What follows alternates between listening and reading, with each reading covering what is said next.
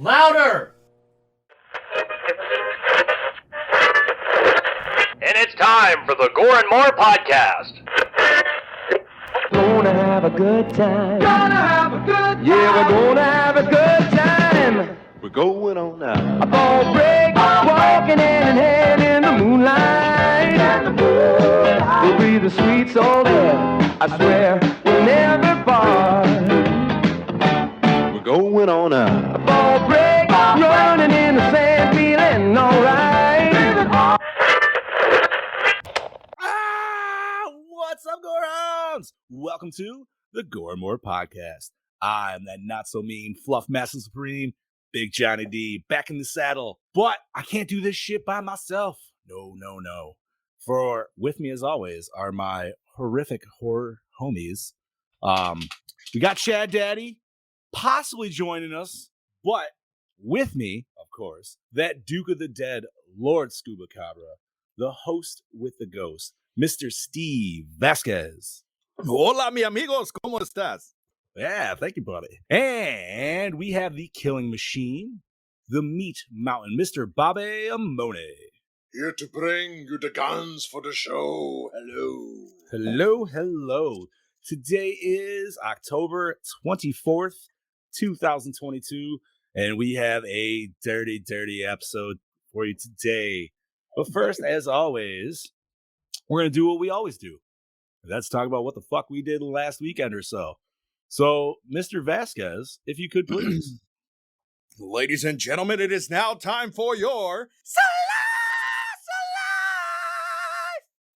Yeah. That was a high bitch today. Thank you, buddy. And before we even start this off, I'm going to say hello to everybody in the chat, you beautiful people. Thank you for joining us. Yeah, it's a thick. Steve, you want to start us off, bud? Yeah, man. So I didn't do shit this weekend. I did absolutely. I worked. Don't get me wrong. I worked, but I didn't do anything interesting. My daughter was in San Antonio. The girlfriend was working. My son was at work. So I was just at home, like trying to keep myself busy and trying to keep myself entertained. So I finally decided that I wanted to fix up my proton pack. My spirit pack that I have. So I had bought the Mattel MOD one and took that bad boy apart, spray painted it. I'm going to add wires, going to try to add some other attachments to it. And then I'm going to attempt to wire it to my spirit pack. And we're going to see how that goes. Chat Daddy! All right, boys, let's see if this works. Hey, you're coming in nice and clear. Thanks, good. I had to completely wipe out everything on Google Chrome, do a complete reset on it. So so far so good. Fingers crossed. I mean, it's fine. It didn't take long. Okay, cool. Where? Scuba? So that was it. I did that, and then the girlfriend was very clingy this weekend. I'm not gonna lie, which is fine. So I went and gave her lots of my lovins, and cuddles and stuff. Nothing wrong with that. Doing the boyfriend thing. And like I said, I just kind of hung out at home, and yesterday hung out with my grandma for a little bit. She wanted me to go clean out my old bedroom. My ex-wife used to live there. My first ex-wife used to live there. And so she left a lot of shoes and stuff that were still brand new in boxes and stuff. And so I called her. I'm like, what do you want me to do with all this shit? Grandma wants me to clean it out. She's like, oh, just throw it away. I don't care about any of it. I'm like, all right, cool. So I'm trying to throw this stuff away. And my grandma's like, oh, well, we should save it. Why is she throwing this stuff away? It's good stuff. And I'm like, Grandma, she told me throw it away. I'm going to throw it away. And she's just making up. And I'm like, woman, you called me over here to clean this room and get everything out. Why are you trying to keep this shit? So eventually I lost that war. The ex-wife is going to pick up her shoes that she had there. And I'm just like, whatever. Like, I got the room clean as best as I could with all that shit there. And then I got to watch this movie with the girlfriend. I had a funny story that I told before. I'm not going to do it. She knows what I'm talking about. When she watches this, all I'm going to say is, it still hurts. That's all I'm going to say. It still hurts. Chad Daddy. That's a problem. That's all I'm going to say. All I'm going to say is shame on her. Shame on her. Shame on you. Yeah. Shame on you, Mel. So anyways, I guess it's my turn now. Okay, so I mean, I'm guessing you guys also talked about it this week. I also got Ghostbusters Spirits Unleashed for the PS5. Oh, we did not talk about that yet, but I'm surprised. It's a really fun game, and I'm happy that they announced that they got a lot of DLCs and stuff in the works. So it takes a while to get used to actually busting ghosts, but I gotta say I'm getting pretty decent at it. So I didn't give up. Like you said, Scoobs, don't give up. Just practice, dude. practice. I love playing as the ghost. Tyler, what's up, buddy? What's up, buddy? Hey, real quick, I can't see the chat, or am I stupid here? I see the chat. Are you in the managerial mode? Did you click the chat? No, I did not. Where is it? Yeah, see, you're in manager mode. You're not used to that when you do it on yours. No, I'm not. I was like, I'm not used to this laughy shit. What up, Brody?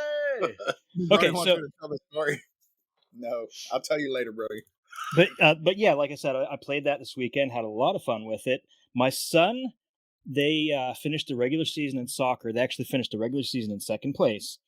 So Nice. Saturday was a tournament. They had all the teams play together, and just to see how well they advanced. And his team went 2 wins up. It was a round robin, so you had to lose twice. So there was another team that had 2 wins, and they were the first place team throughout the regular season. So they had to do a shootout to see who would play in the semifinals and see who could skip the semifinals and go straight to the finals. Well, my son's team won the shootout, so they got to play 1 less game. Unfortunately, they still lost in the final. They finished in second place. I'm a proud motherfucker. I don't care. I'm happy. Yeah, Because absolutely. Because he's really happy with how well they did. I mean, he's not the best player on the team, but I don't care. He's having fun, and he wants to come back and do it. He wants to come back for spring soccer. He's really excited for it. So, it's win-win. I'm really happy he found something he really enjoys. So, and the funny thing is, the teams that finished the tournament they went first, second, and third place, also finished the regular season in that same order. Oh, yeah, so that's pretty cool. Yeah. Even better. Yeah, heck yeah. Let's see, what else did I do? Not a whole lot. Yesterday was like cleaning. And I since I told you guys in the chat, I'm gonna tell you guys this. Lately I've been like trying to buy up like a lot of older comics from like the 80s properties and stuff. Like I don't know if you guys know what Sectars is. If you remember that, they were like an action figure line of these people that were like insects. Well, I got the whole comic line of that, and I've been trying to get some of the old He-Man Masters of the Universe comics, the original DC version, not the one that Marvel put out that was based on the cartoon. The DC was a little bit different, so I ordered it a couple of weeks ago on eBay, and I got it for a steal. It was like $15 for the whole set, and that's the cheapest. I've never seen it that low. You can't even get the first issue for that cheap, right? So I got that with taxes and everything. It came to like $22. So it finally came in the mail the other day, and I was really excited. And I opened it up, and what do I see? The 18 Oh, comic. yeah. I opened it up, and I saw the first one. I'm like, that can't be right. I'm like, well, maybe it's a bonus comic that they threw in, because the last person I ordered comics from, they did that. Sometimes they do that. Yep. So they're just like, I can't get rid of these. Yeah, Ugh. exactly. So I looked at these, I'm like, okay, this is definitely not what I ordered. So I took a picture of it, got on eBay, emailed them and say, hey, I'm sorry, but I think you might have sent me the wrong package. So she emailed me back within like not even a minute. She's like, oh my God, I'm so sorry. I mixed up packages. I'll give you a full refund immediately. I'm like, okay, that's cool. Accidents happen. Not a big deal. I'm not going to find them again for that price, most likely. But hey, I got my money back anyway, so I can't complain, right? But the sad thing is, like, the guy that got my package. Oh, don't say package. Sorry. The guy that got my comics. Thank you. First off, you probably got an even better deal than I got, because these 18 comics no way cost that much. And second, if he didn't like what he got, that's another refund that person had to issue. So they're out like a decent amount of money now, and I kind of feel bad. Yeah, that sucks, dude. Yeah, that does. Now, is there any which way you can get a hold of said person? Because there's obviously only 2 of you. Like, she's got to know the address. I'm assuming, well, she would probably know. But if they don't want to give it up, if they don't want to, return them or whatever, hey, nothing I can do about it. Right? I got my money back. That's the most I can do. A-team, and I got fucking Masters of the Universe scored. Like, yeah, and that's no big deal. There's nothing I can do. I want to meet the dude who wanted the A-team ones, though, man. Yeah, honestly, like, I want to know what his shtick It was is, Mr. T. I was about to say it's Mr. T who ordered them. He's like, I did the show. I pity the fool who sent me these. Right? No, he's like, I did the show and I didn't even get a comic. But honest to God, I didn't even know there were 18 comics until I opened that up. Yeah, no, I mean, and I'm pretty sure it was just these 3 issues that Marvel put out too. So, oh really? And I've got an interesting collectible now, and I got a funny story to go along with it. It is what it is. Awesome. Nice, dude. All right. Yeah, Well, if you want to so- hand over to Bob, absolutely. Hi, I'm Bob. Hi, Bob. I'm not part of the cool kids because right now I'm still working on getting a system, which I think is going to be happening soon. But it's going to be the one that I want, so I'm waiting. Because so Friday night, me and my girlfriend and my one friend, we actually went to a porn convention here in Jersey. Oh, And we went and what was that? What was that? Not porn, right? porn. Okay, thank you. Bobby, No, you animal. Oh, baby. Easy. My Is one this buddy. is this like an AVN convention? Or No, something? it's Like- called Exotica. They do it every year over here in Edison. My one buddy's a vendor there, so he was in town. So I was like, well, let's go for a night. We went for Friday. So I know what you're thinking. Like, oh my god, it's so much. Like after like 2 hours, you've seen everything. It's really not. It's fun, but after 2 hours, you're like, okay, I'm good. So it's an actual convention though? Mm-hmm. Yeah. What's the cosplay at these conventions? Everything. No, everything. There were people that had a little bit of horror. Obviously, there were Really? people that had some. There's actual cosplay at I saw a couple. Okay, Yeah. so what's the furry to human ratio there? That's my question. honestly, dude, I feel like you would catch more furries at an anime con than a sex con. I could be wrong. Dude, okay, All right. So put it this way, on Pittsburgh- Friday night, no, there were not many furries. I dude, don't- Pittsburgh has an actual furries convention every year. I believe it. Anthrocon. It's right I believe around. I think they have it around Columbus Day. No, You know what I blame? You know what, dude? Honestly, like not for nothing, but you could blame Disney for that. I mean, dude, I look at Goofy movie, and there's no reason and a dog woman should look that hot.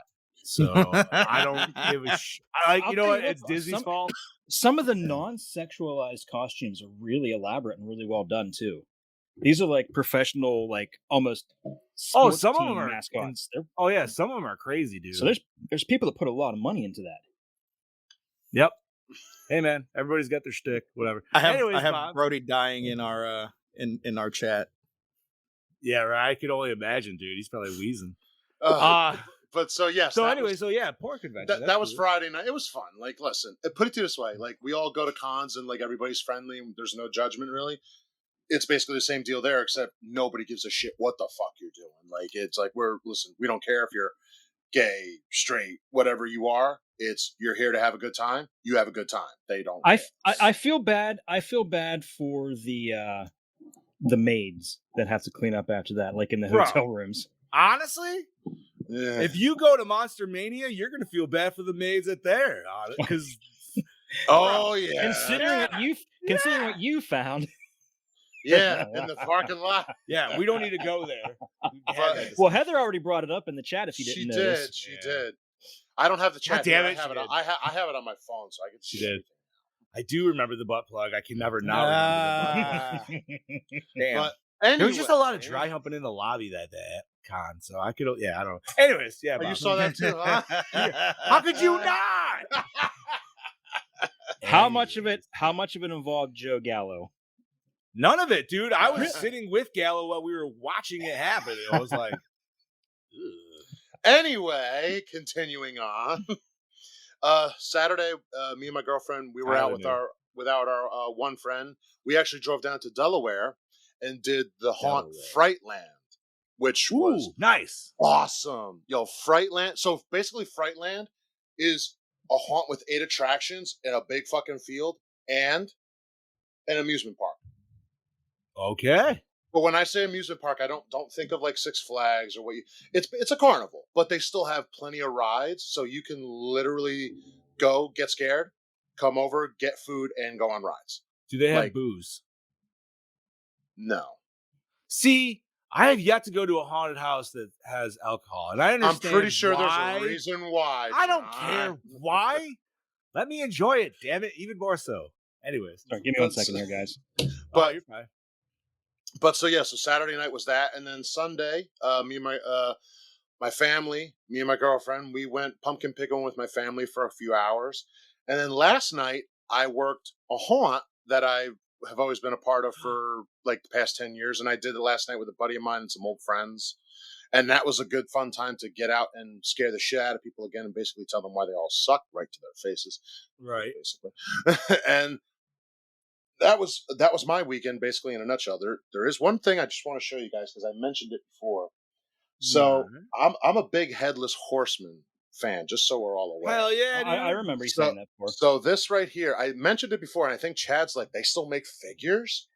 So this is brand new from Four Horsemen, and it's a Headless Horseman figure, but it's the whole horse, the Headless Horseman, and it comes off magnetically. Ooh, Oh shit! Nice. that's sweet. And here it is. Like if you could kind of see it, Wow. Fuck like- you, ring light. Stop. Yeah. like they really went all like. How many the horse- pumpkin heads you get? You get 2? You get 2 pumpkin heads. He's got all the hands. The horse you can move around. Like the back shot of this, you can set up. Oh, look at nice. That's awesome. How That much? is How many? awesome. How many bones? About I got 120. 120. That's not bad. That's No. not. I mean, that's bad for But- me, but for that, no, Well, that's not. well, when I saw it, I was like, I gotta get it because I'm a big Headless Horseman person. I love The that horseless tail. headman. Okay, have you That's guys just going back to the whole Four Horsemen thing? I have looked at their website. And you see some of the other stuff they have. Like they have these really really nice figures that are like fantasy type figures, like World of Warcraft type things like that. And they have figures that are inspired by Masters of the Universe figures that look better than the Masters of the Universe figures. I believe Oh, that. shit. Oh, nice. Oh my god, they're so cool looking too. Like they're not, they of course they can't use the names or anything, but look up if you guys ever get a chance, look up Masters of the Universe Four Horsemen, and it'll show up. I can't remember the name of the line right offhand, but it's really fucking super cool. Mhm. Interesting. Do So they do that with a bunch of different stuff? Like where they have like different. They don't look like GI Joes, do they? No. Okay. No. There's like this weird toy company I saw or found over the weekend that like makes things like GI Joes, but it makes it out of other cartoon characters. So there's like a Charlie Brown and Snoopy coming out. And I've then seen there's, those. Like, yeah, they look cool as fuck, dude. Yeah. Like, I want some of them. Anyways, See, now I got you guys talking. yeah. But so that was my weekend in a nutshell. Basically, a lot of time with the girlfriend, a lot of time with friends, and a lot of time with family. It was Nice. wonderful. And then today I actually had off because of rain. So I was still very productive, going to the gym and all that stuff. And I watched this movie. So, and we're about to talk about that. But first, I need to hear what big Dick Johnny D has to say about his. Well, I wasn't here last week, so I have been playing the shit out of Ghostbusters Unleashed, or at least what I can play out of it. I got buddies that are just crushing me in the rankings, but they also are hitting it way harder than I am. Loving that shit, dude. Still playing my Switch game that I got a couple weeks ago at Retro Game Con because I fucking can't put that down as well. I also got to go hit up the haunted houses this weekend, which was nice. We hit up Where'd you go? Where'd you go? Where'd you go? Frightmare Farms. Actually, Heard of it. Heard of it. Never been. Our buddy of ours, Mr. Jordan Harvey, he usually works there. He wasn't working there that night. His date was in town, so he was schmoozing on that. But no, it was a good thing. It's what the fuck was that? It's three walkthroughs and a haunted hayride, and then they got like movies playing the whole time and a couple different like food tents and shit like that. No beer there either, but don't worry, I went well prepared as I always do. So I had a really fucking good time. The walkthroughs were great. I think my favorite one was called the Labyrinth. There was a cave system in it for where like, dude, I was just bouncing. Like that's the only way to explain it because like it was so tight. But the way the cave system was, I was just like wooden tight. Like I was like fucking flubber going through there, dude. It was funny as hell. And it's like my brother-in-law is like Bobby's size, dude. He's like 6'5", so he was like right there with me, just like fucking crouching down and shit. Tyler, it's not like you're right around the corner. You're always invited, buddy. He's in Jersey too. He's just fucking far as Bob. No, it was a good time. So before we go any farther, and I don't want to put too much time onto this, but this is something I feel like it lingers in the territory, and that's something we could all talk about because we've all experienced. And that is the hayride. Mhm. Now, I always enjoy a good hayride. I like the very theatrical like presence of the hayride. Yes, Like, you know what I mean? 100% with you. Now, here is my question. What? No, go ahead. Go ahead. What is the preferred, or what should be the preferred seating situation for a hayride? Just get on the wagon and that's it. What kind of wagon, though? I mean, like, okay, so the case of Well, point, all right. the one So, we were in, you go in and you sit on the bench, all facing inward. So anything you see, if you're on the side, you're looking over people, or you're looking behind you. I was in the back, which was cool because I had people coming up on me, but you still got to look over people to like really see everything. Now, I've also been, like, let's say at Headless Horseman's hay rides. That's the one where they have just a bunch of hay bales on it, yeah, back like a pyramid, and everybody's got their legs hanging off the wagon. Like, I prefer almost like the, how do I want to say, the mall island seat style. yeah, Where yeah. everybody's backs together. Yeah. Now, I propose a third option that I've never seen before, but I want it done. Well, there's actually, it's one of two ways. I say like almost theatrical seating, to where you set it up where it's like do. You have like a couple different like heights, so everybody could see over everybody. Or my buddy pitched it. You have it stadium style where it's all one-sided, so everybody is facing the same side, and you set up the hayride all that way. What do you guys think would be the best? Well, all right. I'm going to chime in first here because I don't want to go too far on this. I just want real quick. As a person who's worked a haunt and I've been on for myself many hay rides. I've had all of those. I've had where you're sitting, your legs are dangling off, you're all facing in, or you're all on hay bales, whatever. Honestly, I prefer the one where we all have to face inside. For me, it's that scare factor. Because you don't know what's coming. You can see what's in front of you, but you're not going to see what's behind you. So for me, because I've seen it, people are sitting there, they can't look, someone's behind them, and they get them so good. Oh my God, it's so great. But hey, there's my buddy. Sorry, there's my buddy Gene. Real quick, he's been Hello, bugging me Gene. for a while to get the link, and I just finally got a chance to give it to him. Yeah. So he's watching it live on YouTube. But Bobby, I'm with you, buddy. Seating inward. That's more of the classic hayride. When you think hayride, that's what you think of. So that's I like sitting outward myself. I like that too. But I know I've heard a couple incidences, not in Headless but some other places. People get too stupid. Oh my God, my feet are now touching, and then they get fucking idiots. Something happens. Oh yeah, But absolutely. But I still think that's a great idea because you could see everything still, but you're still not seeing what's on the other side. Now, there was a place I went to last year, Demon Acres, and they did it different to where everybody was facing inward, but there was a clear giant aisleway through it so actors can come up onto the thing. Yes. Here's the problem with that. Some of the actors got really weird and creepy with the girls on the thing. Mm-hmm. Now, that's not saying that's just hay rides or anything. That's just obviously those specific actors. But I'm saying, dude, for Headless Horseman, man, the thing that scared me the most was the Clydesdale looking me right in the fucking face when I didn't know it was going to be there, because I'm looking over here and I look over this way and I have a horse's head that's as big as my head to my dick, dude. And I'm like, holy fuck. Well, real quick, if you want me to, I can discuss that on this week's new Machine Shop with another review. Excellent we should. idea. Which, by the way, the new one is done. I haven't sent description yet to boss. It should be. I'll see if we can get it up this week or whichever. So, but that will be done. If you want a little topic discussion for that, I am totally down for something like that. But yes, other than that, enjoyed haunted houses, enjoyed Ghostbusters, and then watch this fucking movie, and I'm ready to talk about it. So we are going to do that. Yeah, we are talking 13 Ghosts. Whose pick was this? This was my pick. That's yours. Technically, Well, everybody misses It Johnny was D's. not my pick. It was my wife's pick. So kudos to my wife. So yeah, we're covering 13 Ghosts. Scuba, when did this drop, buddy? This was released October 26, 2001. And now for that juicy plot rundown. Mm-hmm. Arthur and his two children, Kathy and Bobby, inherit his Uncle Cyrus's estate, a glass house that serves as a prison to 12 ghosts. When the family, accompanied by Bobby's nanny and an attorney, enter the house, they find themselves trapped inside an evil machine designed by the devil and powered by the dead to open the eye of hell.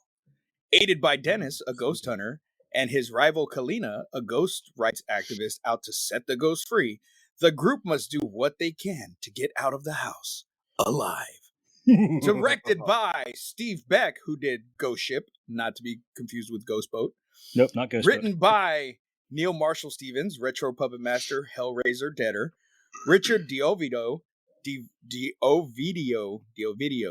Wait, there's really a Hellraiser called Hellraiser Deader? Yeah, Yeah. that was like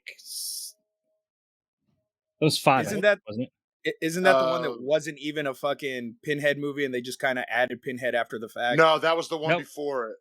Was that the one before that one? Yeah. It's just literally called Deader. That is. Yeah. I almost want All to say right. this is, but wait, if I'm not mistaken, I think that might be the other one with Kirsty in it. I'll take your words for it. I mean, Yeah. I don't remember. Haven't They seen all it in a kind long of, time. yeah. just Same. sorry, that just caught me off guard. That just seems really like bad. Yes. Really? Anyways, so Richard Diovidio, who did Exit Wounds and The Forger, produced by Robert Zemeckis, Ghost Ship, House of Wax, Joel Silver, Predator, Die Hard, Gilbert Adler, Bordello of Blood, House on Haunted Hill. Bobby, Yeah. hit us with those names. All right. Well, I'm gonna screw up his last name because I've never pronounced it once. So just give me Tony Shalhoub. Who? Shalhoub. Shalhoub. I don't know. Shalhoub. So Tony Shalhoub from Monk and Galaxy Shalom. Quest as Arthur. You just said his name. Now I can't fucking. Criticos. Criticos. And Beth Daviditz, whatever. Army of Darkness, Fallen as Kalina. Oh, Ortizia. shit. Ortizia. Oh, it was her. Oh my Dude, I could not remember where the fuck I saw her. Yeah, Oh that's my Sheila. god. It was Wow, she looks Sheila. way. Oh my god! Holy shit! Yeah. Wow. I love how Bobby's reaction is like 5 seconds behind everyone else. Because it like took me a second. Like, wait, who'd she play? I'm like, oh, Holy that's shit, right. that's her. Oh my god. Yeah, like scuba and First you ice wanna kill light me, bulbs now are you like wanna kiss me. You found me beautiful once, honey. All You right. got real ugly. Oh, Bobby, All your right. delayed reaction made this whole episode perfect. I You're thought he was welcome. playing. I thought it was playing until I saw his eyes and I was like, oh shit, he's serious. It like took me like who? Anyway, Matthew Lillard, Scream, Scooby Doo as Dennis Rafkin, Shannon Elizabeth. I mean, we all know. American Pie, Jay and Silent Bob Strike Back as Kathy Boo Boo Kitty Fuck. Criticos. Yep. Alec Roberts. That's what I have the girlfriend programmed under in my phone is Nice. Kitty Fuck. Nice. Alec Roberts, Traffic and ER as Bobby Criticos. Raw Digga. That's how I'm saying. I like that name. It's Carmen. her rap name. It's not her real name. Well, it's there now, so it's her real name. Right. Carmen, a hip hopera as Maggie Bess. F. Murray Abraham, Last Action Hero. Mimic as Cyrus. I can't say it, sorry. Cyrus Criticos. And J.R. Bourne, The Exorcism of Evan Lee Rose. Ginger Snaps back, the beginning, as Ben Moss. Chad. Very nicely done there, Bobby. I tried. Music by John Frizzell, Alien Resurrection, and the recent Beavis and Butthead Do the Universe, which was a fantastic movie. Cinematography by Gail Tattersall, who did Ghost Ship and Tank Girl. Edited by Derek Bretchen, who did Stargate and Deep Blue Sea. Effects and makeup by KNB. We all know who the fuck they are. Distributed by Warner Brothers Pictures. Runtime of 91 midgets. Rated R for mature audiences. Budget 42 mil. Grossed 68.5 mil.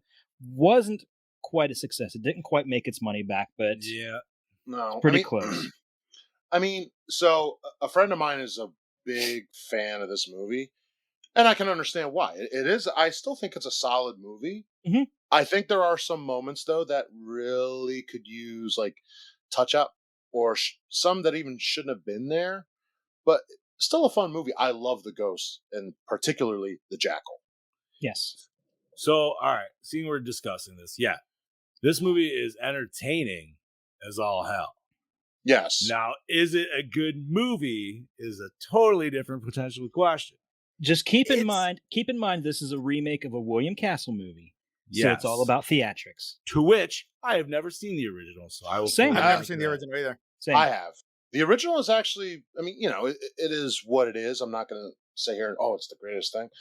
No, the original is pretty damn good, I would say. I think that's one you guys just check out on your own if you get a chance. I would. But can you watch it in the original version where you have to have the special 3D glasses to see the ghosts? Because that's the one I want to see. Right? I don't think they even ever released it on like DVD. I didn't think they did, but that's the one I want to see. Okay, so this movie, given the time, this is 2001. This time for movies and just everything was just, this was the extreme era. And this was the start of the extreme era, right? Yeah. And the start of the darkening. Yeah, you boys know. Yeah. We all know. Yeah. And so this movie is definitely starting with the darkening. I will say full out. Yes. It's not one of the worst ones in the darkening by any means. Now, some may argue it's because we get some bodacious titties the whole time throughout. Maybe so. Maybe that helps. I don't know. I personally really like Matthew Lillard in this movie, but I believe he has noted that he does not like this movie at all. It is not his best performance either. No. I think he's good at what he was trying to get, but I still think certain parts is like... I don't think so. His acting was very, very like... I don't want to say stiff, but it was you could tell he was acting. It didn't it was forced. Yeah. It almost felt like he was intentionally acting bad because we know he's a good actor. Yeah. We know he's better than that. Look how great he was in Scream. Much as I don't like Scream that much, the first one, he was pretty fantastic. See, I would have said Scooby Doo myself. Yeah, we all know he was good. We all know he was great in that, but Scream really showed his acting chops. I thought it did. I mean, I don't know. I didn't think he was bad in this. Like, I always enjoyed his character in this. I mean, maybe some of the stuff was a little hokey, but obviously there's other stuff with this movie that is very with the times. Yeah. I would say Matthew Lillard did definitely have the best line of the whole movie when he said, "Did I say there's a petting zoo down in the basement? No, there are ghosts down there." The elongated no, dude. No, it. Okay, so hands down, the ghost designs I think are all cool as fuck. Yes. And I wish I had the old DVD because I used to have it. Because the DVD had all this cool extra shit about all the ghosts, dude. And it was so much I don't know, just to have all that extra juicy bullshit of that. It doesn't matter, but it totally just makes it. I do have that in my notes. Do you? Oh, what on each one or what are we talking? Oh yeah. Oh dude, yeah. The stories are fucking crazy, man. Yeah, no, I love the stories of the ghosts. Which is why they should do something with that. I agree. We'll talk about that later. Oh, yeah. And I think it's actually been talked about, too. I think we even talked about it last week. We probably did. I wouldn't know. I was thinking last week when we were looking ahead, we talked about that. You can still find it on YouTube. You are correct, Ben. No, this movie, I mean, dude, you got young Shannon Elizabeth. Meow. Just all day. Yeah. The nanny's not too bad. I think she's good too. You get some cool gore, which was you don't get a lot of it. But you get it when you get it. But this was very mainstream. So for because I remember being in school and all the kids on the bus talking about it. It was a more mainstream horror movie that everybody got to see. And I feel like it kind of helped with a lot of you know what I mean? I feel like it brought a lot of people into it. Just thoughts, but Chad, you look like you got something you wanted to. No, I was just I completely forgot what I was gonna say. But yeah, this is a popcorn movie. This is a total popcorn movie. Oh, yeah, absolutely. It's mindless. This is a long this was that time movies like Ghost Ship were coming out. They just came off the remake of House on Haunted Hill. So this was like we said, the start of the darkening, but it was also the start. Isn't this the same company that released Ghost Ship? I think yes. I can look ahead. I can look ahead in my notes and say. Okay, well, I already know what you're gonna. Yeah, because Ghost Ship was House on Haunted Hill. And then they were supposed to keep doing William Castle movies, but because this bombed and House on Haunted Hill wasn't a big success, they needed an original one, and they did Ghost Ship, and that was a big failure too. So then they just closed up shop.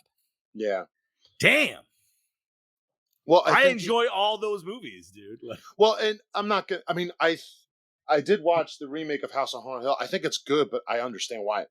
Okay, Gene wants to talk about the movie Popcorn. Gene, we've actually reviewed that in one of our very first episodes, and it's actually been discussed that we may want to review it again with the current crew that we have now. So keep keep your eyes and ears open, buddy, because I will let you know when and if we do it again. But I have a Say- feeling it's going to be within the next, if not this year, early next year, we'll be doing it again. Say, Chad Daddy, you were the only one who actually watched that film. For I this. Yeah, was, because and I've never Yeah. seen it. I Same. didn't either. Me have and I. Gene, the first time I saw it was with my buddy Gene there. He used to have the Nice. theatrical poster hanging up on the wall in his bedroom. Oh, man, we have great yeah. memories about that. Nice, Oh, dude. yeah. So we obviously have overuse of CGI in this, unfortunately, but like a lot of Mhm. stuff, I feel like kind of does have to happen. Sometimes it doesn't. So like one that doesn't have to happen was the glasses transition. I feel into the 3D glasses, so we could see the angry ghost. princess in Oh, the yeah. bathroom. I get the transition. I still feel like you didn't need 3D glasses to do it. I feel like you could have just had the static glasses there. You know what I mean? Like, I don't know. It just seemed like an extra, like, bunch of shit you had to make for no reason. But I think they But- were just doing that to add tribute to the original version of the film where you Oh had no, to I have- That no, is I why- like and the they- I like the glasses. I'm saying that like you didn't need the 3D like Oh yeah. reversal Okay, of the 3D yeah. glasses. Like you could have been like, dude, just put the glasses down and we'll take a Yeah. fucking pan shot through the. You know what I mean? And then just Yeah, I and don't know. you know, there was a lot, like the CGI did not hold up. Like No. watching it last night, I was like, wow. And I Yeah. told the girlfriend because she had never seen this before, and she fucking loved this movie. She had Nice. never seen it. She was so distracted by it that other plans got ruined. But she loved ouch. She loved it so much, and she was just so distracted by it, and you know. But I was just so thrown off by some of the shitty CGI. You know, Especially when you see the machine in this house. the it's just machine. Oh, yeah, Yes, that was the really machine, bad. That was it looks bad. so terrible. Not especially at the very end when it started breaking down. It Yeah. looked even worse then. Oh, Yeah. when it was doing like the whole like Like it walk didn't even back, look like going CGI. backwards. It looked like it was cell shaded animation. Yeah. Yeah, it was. yeah, I like the idea of it though. I like the whole concept. Like the house, I love. It's Yeah. a weird. I wish the house was utilized a little more. Like I mean, it is still a pretty big plot device for the. You know what I mean? Like obviously, it's isolating everybody, opening up, trapping them all inside and shit. But I don't know. I wish we got even more through it. You do in the DVD. Sandpaper palms. Jesus fuck, dude. Rip. Rip in peace. But I mean, is there anything else? Like, I didn't think acting was bad. I didn't think anybody like hammed it in. I mean, you guys thought. Oh no! Matthew Lillard did. You thought Yeah, Ham- he Lillard did, hammed it in? yeah. And the little kid wasn't that great of an actor. No, but- either. Well, Like he's you a- could- he's- He did a I found couple him things, and he annoying. did. I was this, gonna and then he say, like, quit. you could tell he was like a TV actor trying to act with, you know, Right. more super, you know, better actors.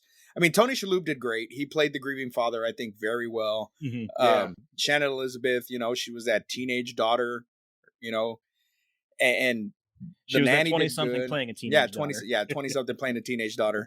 One of those I she did love well.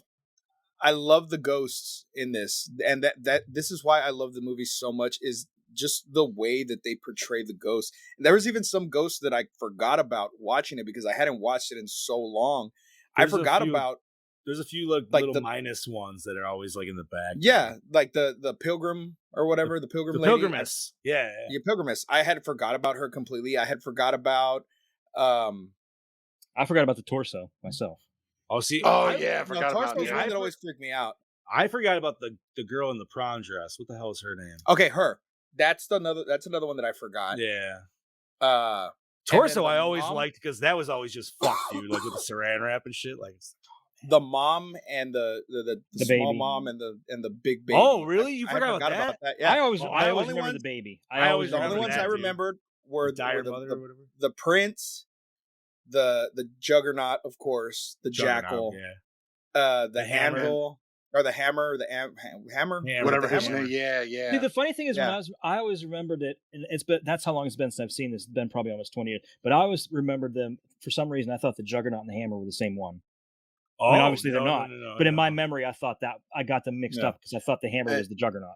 And Because then, of But they course, call the the Juggernaut, Juggernaut like Angry three Princess. different titles though, because they Yeah, call he it, had. Yeah, he's called the Breaker, but that was like his actual like name, like when he was alive, like that was his like serial killer name, whatever. Right. Then he's the Juggernaut, but in the book it's labeled as Titan.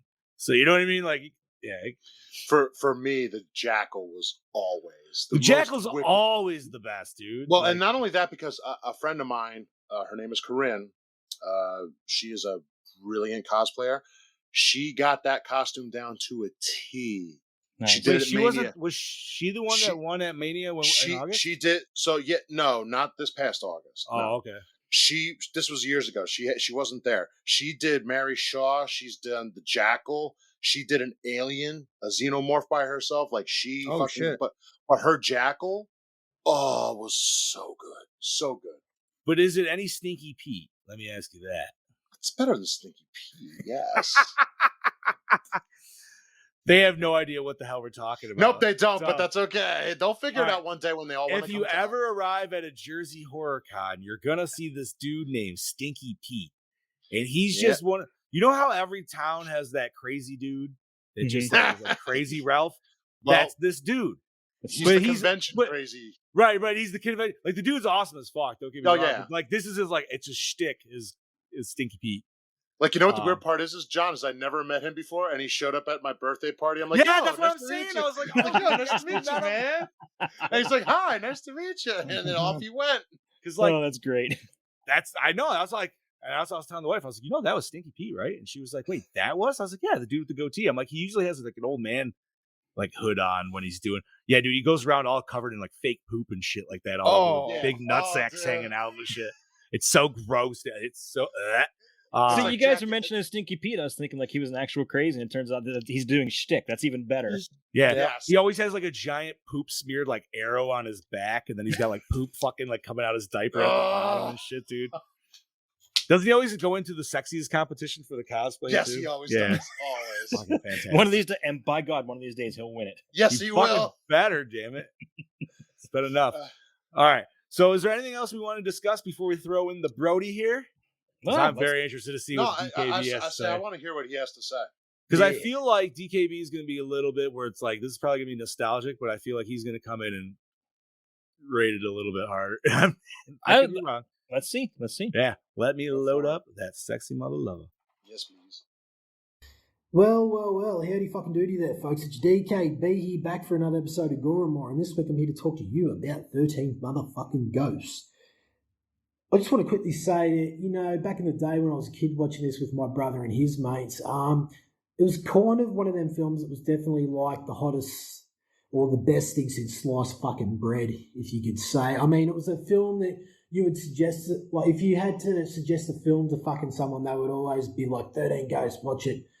And you know what, me and my mates, we're the same thing. We would like get together and watch fucking films, and then it was always thrown into the mix. And you know what, we would watch it and have fucking fun with it. It's definitely a film that you can just switch your brain off and have fun with it. You know, that late 90s, early 2000s type from Dark Castle Productions, who obviously did, you know, House on Haunted Hill remake. So, you know, it's definitely a product of its time. And yeah, and like I said, that nostalgia fix. So what I really love about this film probably, the most is obviously the unique character designs of the ghosts themselves, the practical effects and the way that they're crafted in their appearance, and, you know, the actors that come in and like portray them. You know, it's a very physical and demanding role for some of them, you know, with the Jackal, you know, screaming and carrying on like a fucking idiot. But even like the torso, you know, you got a person without fucking limbs and that, so it just sort of has to really get into that headspace of how one would get around. I don't actually know if they brought an amputee in or they just sort of green screened the limbs or put his legs through the ground. I really don't know how they fucking did that, but either with any of the ghosts, I think they're portrayed absolutely fantastically. They're fucking intimidating. The majority of them, they're absolutely scary. But at the same time, they're interesting. I really want to know a little bit more about their fucking backstories. And yeah, hopefully one day we will get a fucking TV series, like a reboot, and just have an hour episode on each one. You know, a little bit of the X-Files sprinkled in there with, I guess you could say, a morbid sense of the Ghostbusters. And, you know, an hour each episode, just capturing ghosts and getting a little bit more about their fucking history. Anywho, Yep, practical effects from Robert Kurtzman. I'm pretty sure he was one of them. Fantastic job with the violence and the blood, and that scene where the glass comes in and just cuts that mother liquor in half. It's fucking fantastic. It's probably the one kill that I remember the most about this. So yeah. Anywho, what else? What else did I like about this? I do like the premise. I think it was really cool. The opening first fucking 20 minutes is the way to kick off the film. They just jump straight into the fucking thing and set the whole film up in 20 fucking minutes. And then it sort of goes down this little bit of a slope with the family, and then they come in and they're introduced to it. I understand, like I said, it's just, dumb fun to an extent. It's not really a thinking man or woman's type of horror film. And I still have fun with it every fucking time. I like it. Cinematography's nothing really to rave on about. We get a few repetitive shots, especially with the production and design is absolutely fucking fantastic. Don't get me wrong. It's a glass house, but what happens if you wanted to have a shit or a wank? You could probably see, oh, yeah, that's all right. Joey's just over there having a poo. Oh, yeah, righto. Better not look at him.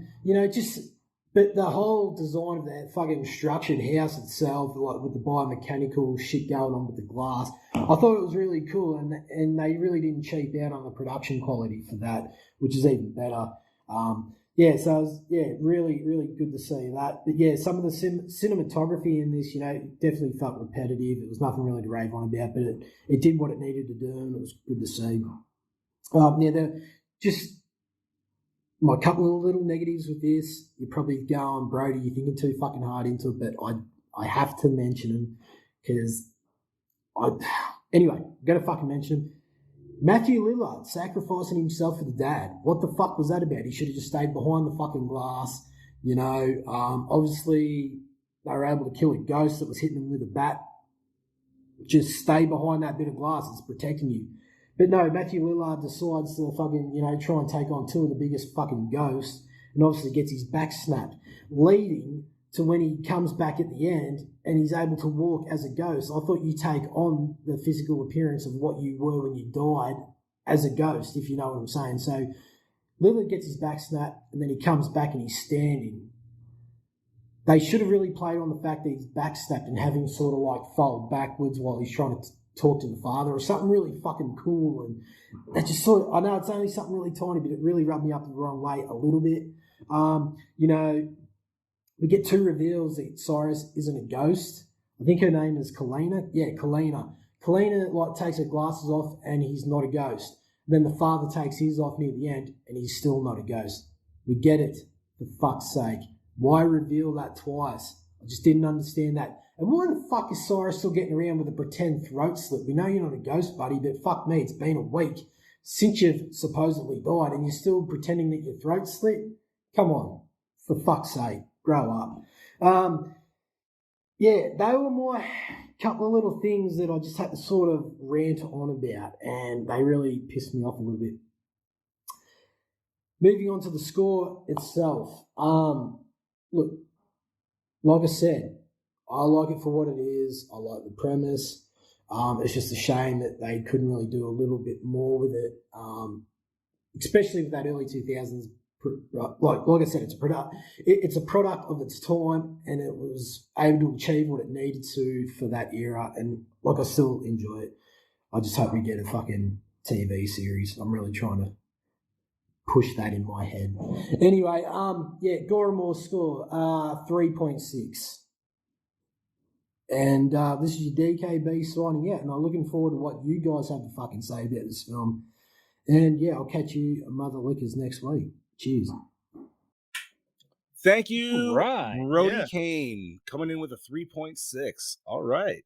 I want to say that when he brought up, the fact about they're in a glass house and you got to see somebody having a shit or a wank, I actually thought about that too, watching this. I'm like, man, you're not going to have any privacy to get any business. Well, they did say that, though. Even the nurse was like, I hope the bathrooms are in the basement. Yeah. But obviously the bathroom had frosted glass, so right. So it worked. Maybe there was a switch to make the rooms frosted. Now I do agree with Brody, and I don't understand why the uncle is still wearing the shit from the graveyard with his wondering that too, neck.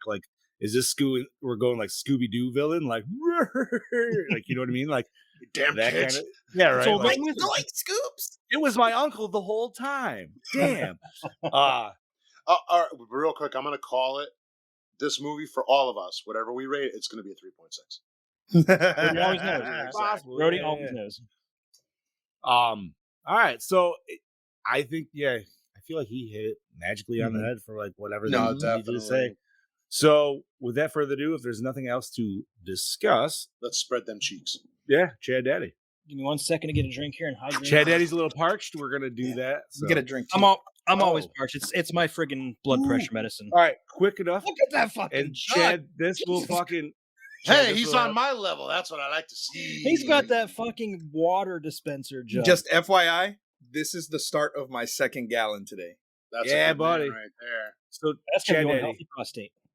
that Switch game I got from Premium Edition. Mhm. They just got a contract. They're gonna start doing PlayStation games. Oh, Yeah. Nice. And I was like, oh, that's cool.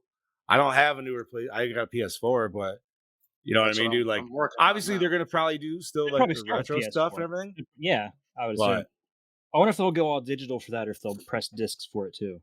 no, dude, their whole thing is the physical. So they take nice. they take shit that's already dude, like the game I got, it was $40, right? I could buy it digitally for 15. Yeah, Mhm. sure. But dude, I'm not gonna lie, I get more of a boner over the fucking boxes. My daughter got pissed the other day because my wife was like, hey, make sure you put daddy's game back in the case. And she started like taking it out. She's like, why is there so many boxes? I was like, because there needs to be. Just don't get it. Nope. All A right. lot of young So- people they won't. So. All right, let's get moving on this. So many viewers Yes. complained that the movie had a lot of strobe lighting and flashy editing, making it physically painful to sit through. I personally didn't notice it. It didn't affect me. The Didn't affect me at strobe all. part would No. probably be with the jackal and shit, and I could see Oh, it. yeah. It did not. Yeah, bother yeah, me. big time. No. But there's a lot of people that get, motion sickness watching found footage, and that never got me either. Same. No, it never bothered me. Yeah. The effect for the torso was achieved using a double amputee wearing a special black hood that could be used to digitally remove his head. Oh, Well, shit. hot jam. Okay. All right. Good for that guy, I guess. Of all the creature makeup created for the film, the Angry Princess required the longest time to apply at 5 hours. Well, yeah. What the hell? 'cause- She was they had to do her whole body. Well, was she? Yeah, I was gonna say, was she actually naked, or was that like a bodysuit she was? They show her wearing? butt. That's It could still be a bodysuit. Yeah, dude, we thought we saw naked. Oh yeah. Remember, Return of the Living Dead 3, the heartbreak that Sorry, I went with that. ruined that. yeah. Sorry. Let's not discuss that again. You did ruin that. you I'm sorry, bastard. guys. I'm sorry. Yes, you did. Anyways, Herbert Duncanson, who plays the Hammer, was not originally hired as an actor for the film, but as a stand-in for reference and test shots. When the original actor cast for the role never showed up, he was given the role of that ghost as a last-minute replacement, as there was no time to hold auditions for a recast. Could you imagine sure. getting hired for a movie and you just don't show up? Like, I don't understand. Yeah, well, Yeah. yeah, right. Hey, wait a minute. When the hell did Brody get back on Facebook? Oh, is it? Yeah. Right? Sorry, that threw me off. My bad. He's been on YouTube for a minute. I'm like, wait a minute. Okay, continue. The writing etched on one of the walls in the glass house translates into the Lord's Prayer. Oh shit. Yo, man, I'm not gonna lie. And I feel like I agree with my wife because she was like, if we showed up to a free house that you got from like a relative you don't really know, and there was Latin all over the walls, that's a big fucking no. I was like, you don't even want to go check out this? She's like, no. And Well, was I like, mean, she's not wrong because Latin is the only language where we barely know, so you can't really compare that. not gonna lie, dude. I feel like I would probably. Well, so here's what you do: you go in, decipher some of it. We'll keep the house and we'll rent it out. Right. I'd totally fucking go balls in. I don't give a shit. I would too, but I'd be. You know what I thought was funny, though, was he never signed the lawyer's papers. No, he never did. So, one, none of that was ever actually his, and two, he can't be held responsible for any of the deaths. Well, even at that, he never would have got the house anyways. So I don't think it mattered. Cyrus True. wasn't dead. True. Right. That show was probably a floof, anyways. But all right. Whatever. Can I just say that the guy who plays that lawyer, man, that is some typecasting right there. Yes. Yep. Oh my That god. Yes. dude. Pure asshole. He just looked. Yes, he has that instantaneously look. Dude, I'm like, he doesn't oh just my have God. that look. Like he oozed asshole. Like it was coming out of his pores. Exactly. Oozy asshole. Ooh. Wait, that's a whole different fucking situation. He must have had some of those Pringles lean they sold back in the 90s. Oh, sugar-free Crystal gummy Pepsi. bears. Yeah, right. But yeah, he's back, baby. All right. What else we got, Chad Daddy? Okay, so the girl that played the Angry Princess, this was her only film. She attracted a small cult following thanks to her brief role. A rumor circulated that the role was actually played by porn actress Aria Giovanni using a pseudonym, but this is incorrect. She was actually in an adult parody titled 13 Erotic Ghosts. All right. Didn't even know that existed. I'm happy Steve to didn't know it either, but does. he's looking And it he's up. looking it up He right is now. too. Steve, send it to us if you find it. I got you. The budget opening weekend box office gross,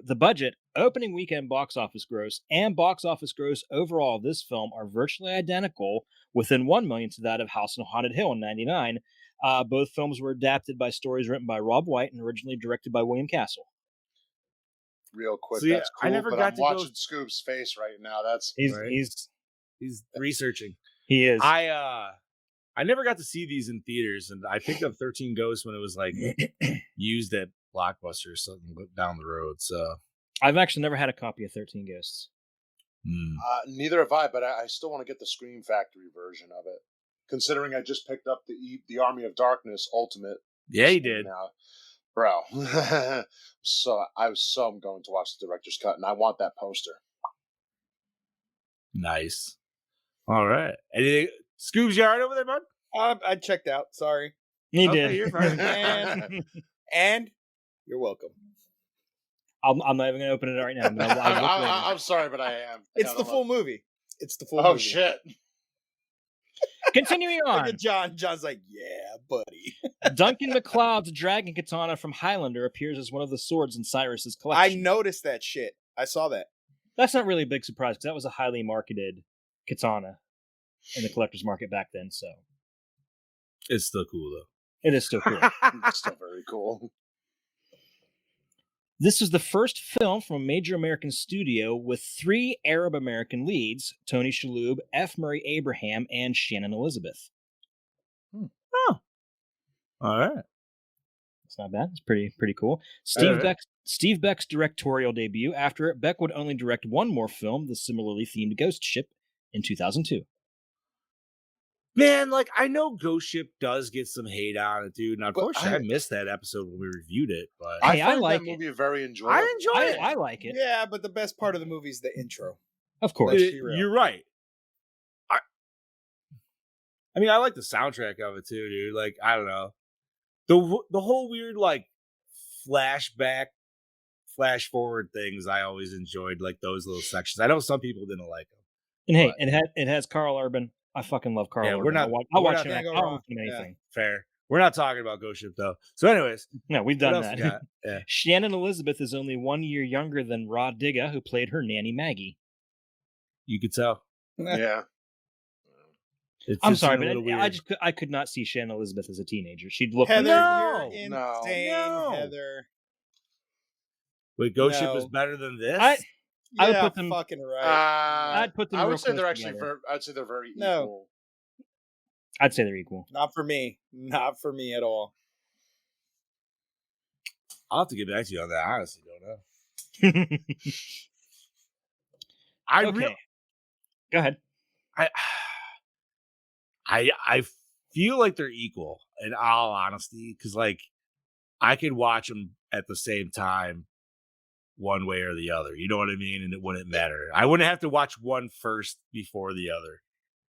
I watched Ghost Ship the first time in theaters. Never watched it again until we had to watch it for the podcast. Didn't enjoy it the first time I saw it. Didn't enjoy it that much the second time I saw it. I could watch 13 Ghosts at least once a week. I like the movie. There's nothing wrong with that. if I have to say it though, like I feel like you could put these two movies up on two separate TVs, watch both, and you wouldn't miss a thing, no matter which movie you're watching. Scoobs. Yes. Ghost Ship or Halloween Ends? Oh, geez. That's an easy one for him on that one, I feel. Yeah, maybe that's- not. that's- Maybe not. No, I don't think it is. He's thinking. Okay. Halloween Ends. Nope. Wow. I would much rather watch that than Ghost Ship. Like I said, the only your good part for decision me was because the I know first- how much you hate Halloween Ends, so that I respect it. Phantoms is the bomb, Gene. You were right. And Affleck was the bomb in Phantoms, yo. War right. bitch, fam's like a motherfucker. All right. What else we got, Chad Daddy? Let's see. C. Ernst Harth, who plays the Great Child, a character dressed as a baby, would also play a similarly dressed character in Trick or Treat in 2007. Oh yeah, you're right.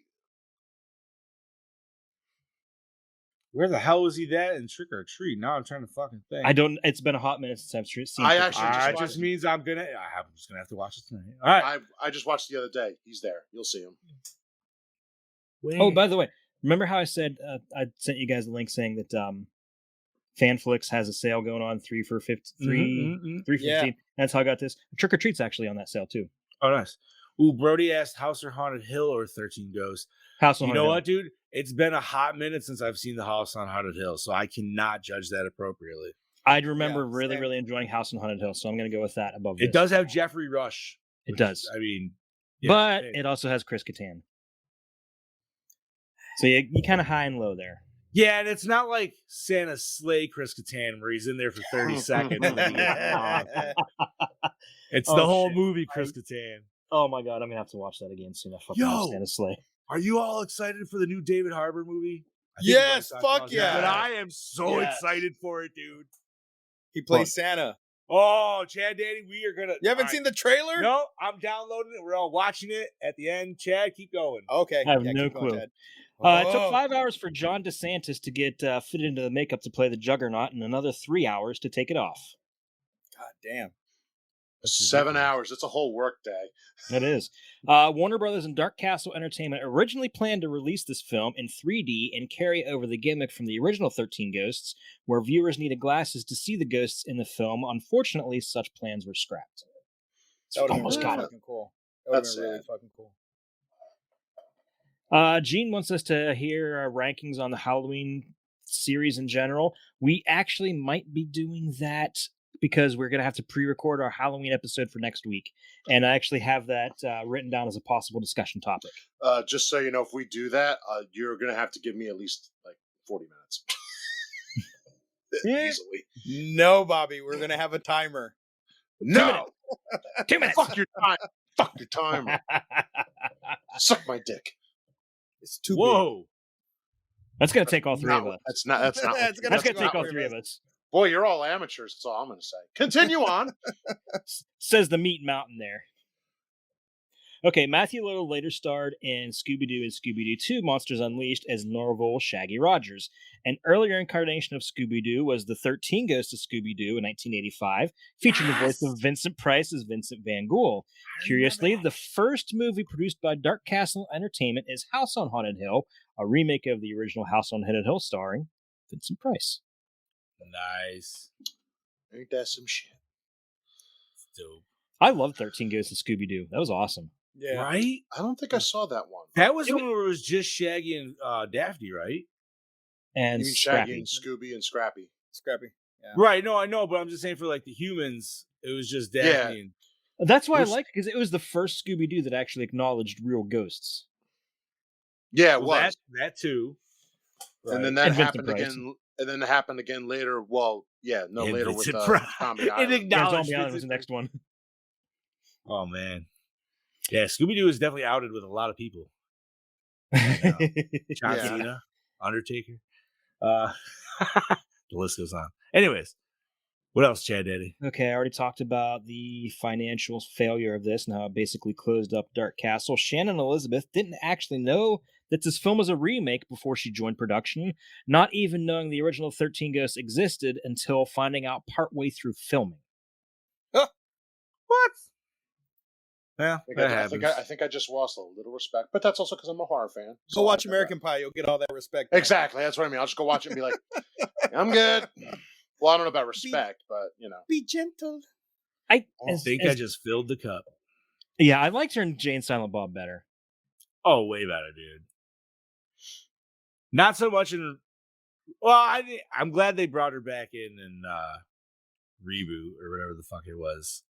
I still gotta watch that. Oh no! Oh, never mind. Yeah, still gonna watch that. Yeah, that was Ben's right. She wasn't brought on because she's a scholar. Yeah, fair enough. You know what I noticed for the first time? Her titty popped out when the jackal was fucking like. I never noticed it before. Never noticed it, and I was like, "It's covered up so quickly. It's covered up real quick." I'm like, "No!" But it was a direct shot. They were just like, "Yo, we'll give you her underboob." Yeah, that was like that.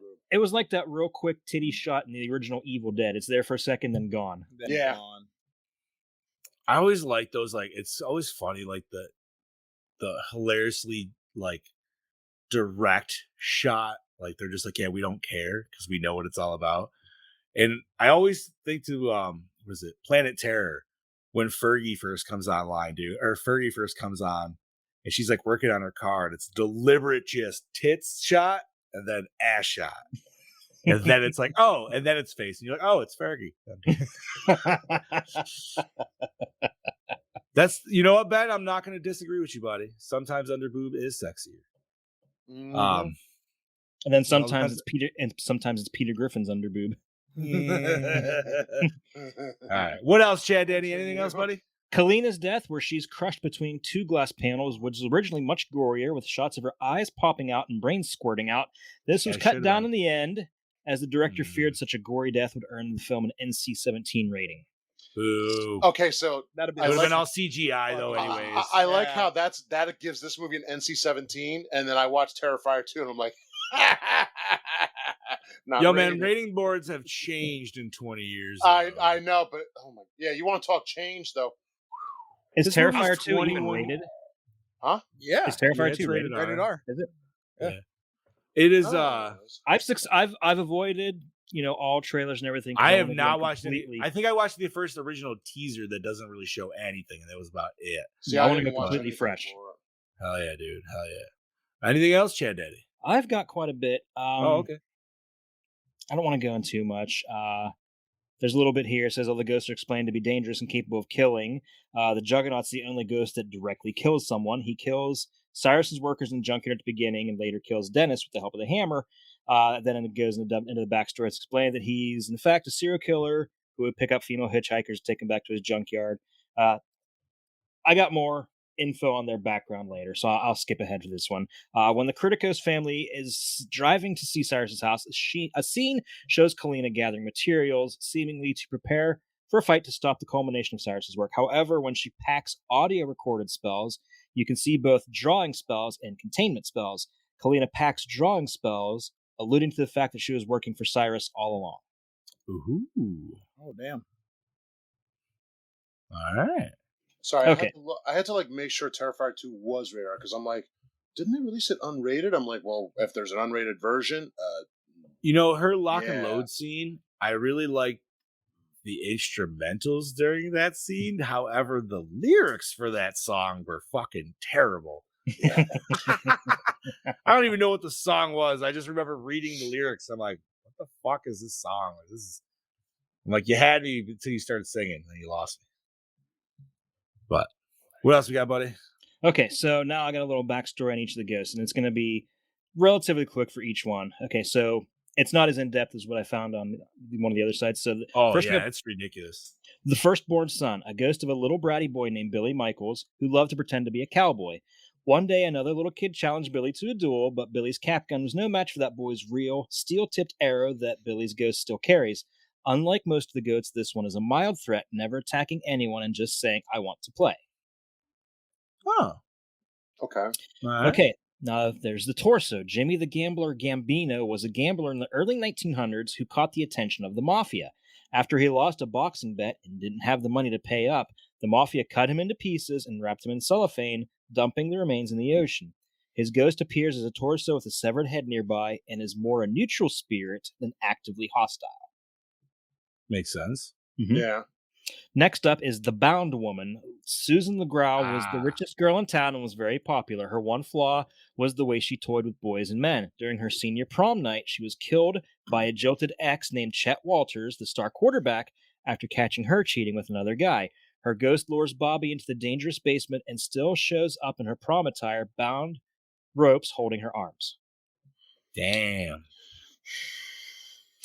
The Withered Lover. Jean Criticos was a happy and devoted wife and mother. She died as a result of the fire injuries at St. Luke's Hospital half a year before the events of the film. So that was, the mother. Right. Unlike most of the ghosts, she's not dangerous. She's benevolent.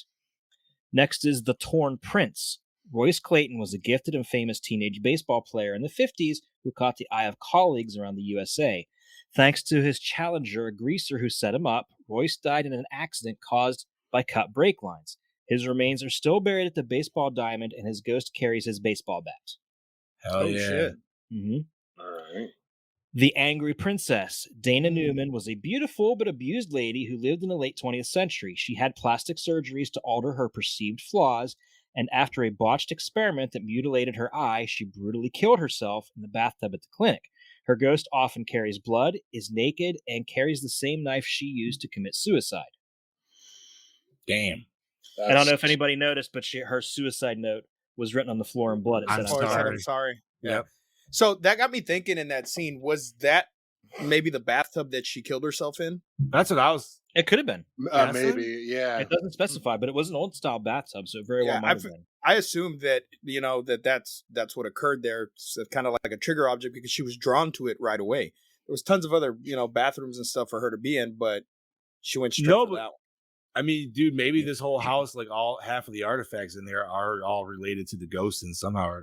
Yeah, maybe they are. That would make a lot of sense. Yeah. Ooh, I like that. Same. Okay, next up is the Pilgrimess. Isabella Smith came to North America as a colonist in order to find a new life after being orphaned in England. The tight-knit community ostracized and ignored her and used her as a scapegoat, being accused of witchcraft when crops and animals mysteriously died. She denied such accusations, but she was trapped in a burning barn, but managed to escape unharmed. That sealed her fate, and she died of starvation after being condemned to the pillory that she carries with her as a ghost. Her skin is badly damaged. Damn. Yeah. That's actually some like history ass shit right there. Yeah. Makes you think of that. See what Brody put in the chat? I did, and I'm ignoring it because Nope. I'm not acknowledging that. Nope. Anyway. The great child, Harold Shelburne, was a mentally disabled man who never outgrew diapers and had to be spoon-fed even as a fully grown adult. He often made baby sounds. After being mocked, teased, and tormented relentlessly all his life, he caused a massacre at the old freak show where he and his mother, Margaret Shelburne, lived. Some of the freaks had kidnapped and killed his mother as a joke one night. The circus owner, Jimbo, had Harold mutilated beyond recognition. His ghost appears as he did in life, with a small patch of hair, bib covered in vomit, and cloth diapers. He still holds the axe that he used to kill his enemies. Horrible fucking prank. Yeah, you think? He's like, haha, we killed your mom. Gotcha. Yeah, right? Like, what? Yeah, the didn't. fuck? Yeah, that's never mind. Oh, Yeah. shit. Damn. Okay, so now we got the dire mother. Margaret Shelburne, Harold's mother, was a shy little lady standing 3 feet tall. She never could stand up for herself. At the freak show where she lived, she was raped by the tall man, another circus freak, and gave birth to her illegitimate son, Harold, whom she loved more than life itself. She smothered and spoiled him from infancy and never stopped as he grew. This is the main reason for Harold's mental handicap. The two were abused to the point where Harold killed almost the entire circus after Margaret died. As ghosts, they remain together, with Harold being protective. Like the torso, she's not aggressive and is more of a neutral spirit. I love how intricate all these backstories are. Yeah, like it's Which is insane. why we need a show. I agree. Fucking I agree. awesome. I'm not. I 100% agree. Yeah, and if you notice, the further on the list that I go, the more evil they get. So next up is the Hammer, a happy and honest family man and blacksmith. George Markley was falsely accused of stealing by a higher-up named Nathan and threatened with exile from their old western town. George refused to leave, and his family was lynched by Nathan and his band of thugs while walking home from the town market one day. Seeking justice in the corrupt town, George took his blacksmith's hammer and killed those responsible, but the townsfolk chained him to a tree and drove railroad spikes into his body. His left hand was cut off, and his hammer was crudely attached to it. His ghost is one of the more angry spirits and is partially responsible for Dennis's death. Candyman. I mean, Racism, No way. racism at its finest, right there. There you go. That was in there. You know, that was in the Wild West, right there. you dare think so? Dude, I feel like all these ghosts, I'm not gonna lie, I feel like you could have like a supernatural crossover, man, and you could just have like the boys hunting each of these ghosts down or something. I could see that. That's like a whole season right there. Oh yeah, dude. Next up, the Jackal. Born to a prostitute in 1887, Ryan Kuhn developed a sick appetite for women, attacking and raping strays and prostitutes in the night.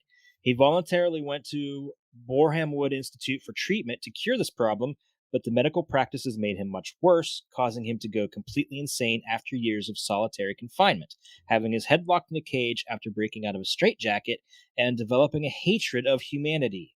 When the asylum burst into flames, he chose to stay behind and perish in the fire. His ghost carries his torn straitjacket with the torn cubic head cage. It is called a sign of Hell's Winter. He is one of the more aggressive and violent ghosts, attacking and nearly killing Kathy before Kalina saves her. He needs a movie. Right? Just one movie about him. That deserves a movie. And I honestly always forget that the Jackal was a man. I always, so I'm like, no, it's a woman. But I'm like, no, it's actually a man. I always get that mixed up all the time. That's my favorite one. Everything else. And finally, the Juggernaut. Horace Breaker Mahoney was born very disfigured and was an outcast his entire life. His mother abandoned him at a tender age, and his dad put him to work in the junkyard, using his unusual strength to crush cars. After his dad died, Horace went insane. He would take motorists and hitchhikers, tear them apart with his bare hands, and feed the remains to his dogs. After several of these murders, he was arrested. A SWAT team shot and killed him when he broke free of his handcuffs. As a ghost, he remained at the junkyard with his body riddled with bullet holes, killing intruders. Both Dennis and Cyrus remark that his kill count numbered in the 40s, making this ghost one of the most evil and dangerous of the 12. Okay, again, needs his own movie. His own movie, yeah. Okay. That's my second favorite. Now, I just remembered something I wanted to talk about after watching Brody's review. So, to become the 13th ghost, somebody had to sacrifice themselves. Mm-hmm. Yeah. So, wouldn't Matthew Lillard technically have been the 13th ghost? Actually, He sacrificed himself. But I thought it had to be into the machine. I'm guessing probably that if that. Also, my whole thing I think was, they had to have the whole ritual uncles going. Did the uncles set up the fire to kill the wife in the first place? No. Ooh, I didn't think about that. That's a good possibility. Was it a long con? Because, how do you know what I mean? More likely one of the two are going to die, so then you could utilize the other one for the broken heart strategy. Just saying, I could be, I mean, maybe it was just coincidental. He's like, oh, my nephew will happen to work out. I want to say he did because it had to represent a certain part of that dark astrological sign thing, whatever that was. The dark astrology. I just feel like his uncle was genius enough, evil genius enough to do that. To where that was a whole setup from the whole get-go. Which would be fucked. Right. But all right. I think. Yeah. That's everything. That's everything? All righty. Thank you, Chad Daddy, dude. My pleasure. A lot on this movie was good. A lot. Dude, but it's good though. The back lore on this is just fantastic. All right. And this is the truncated version of their backstories too. This is the Yeah, short I know version. that. Yeah. It's like a full 30-minute thing you can watch on YouTube on it. All right, gentlemen, where did you watch this? On demand.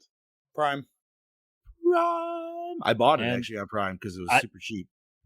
Yeah, and I got it on Fanflix, which, by the way, Fanflix, it's not it's a legit site. It's Warner Brothers, their digital. Yeah, I went to go look at it. I went to go look at it yesterday to see how it worked or whatever. So basically, you just go, you buy the movies, they give you a code, and then you put they give you a code and you redeem them on Movies Anywhere, and it links it to Voodoo. Oh, nice, nice.